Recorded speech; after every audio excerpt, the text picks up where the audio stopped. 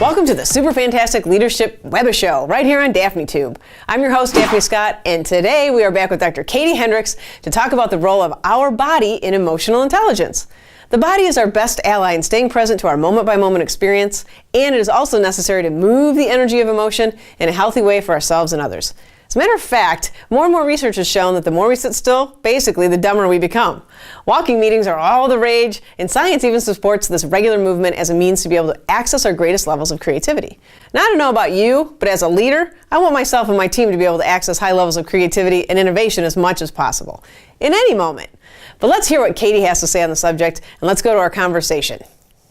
One of the things that's really interesting me about your work is you bring in this idea of the body. A lot of times when you read about these things, it's a bit heady, and they talk about emotions, but no one's really talking about the use of the body. So let's just start there. I love it that you're bringing that up because Thomas Edison said that the only good use of your body was as a vehicle to carry your head from place to place.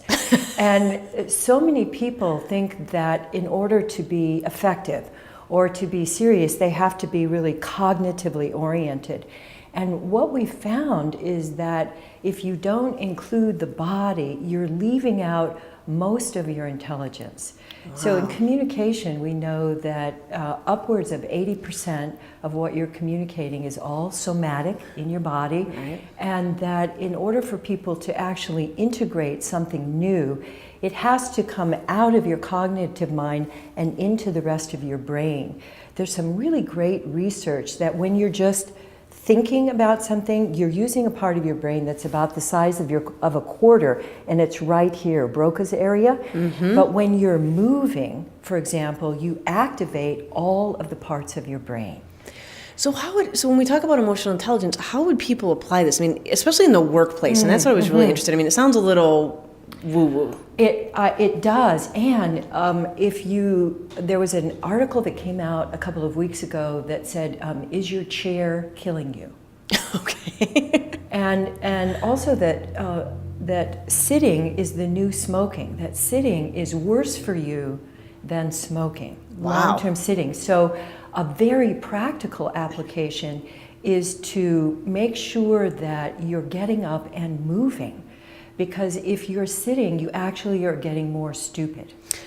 If you sit all day long, it stresses your thinking capacity so much that you become less productive. We sit on chairs that allow us to move while we're working so that we're breathing. So if you're not breathing, you're going to be in fight or flight all the time, and you're going to be seeing your colleagues as enemies. When you're in your body, when you're relaxed and alert in your body, you're much more able to collaborate. You're much more able to respond to the unexpected.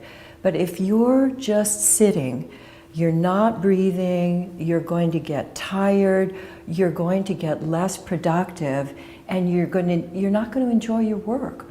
So it's a really important way of you being alive and participating all day long.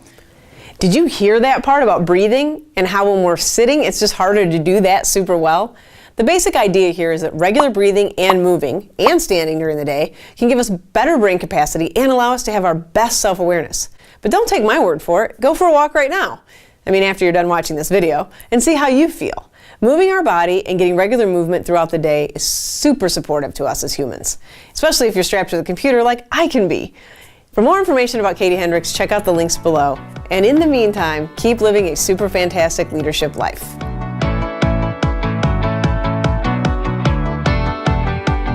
Hey, if you like what you just watched, you can go ahead and subscribe below, because then it's not so much effort, right? You're not going to be Google searching me or looking for me on YouTube.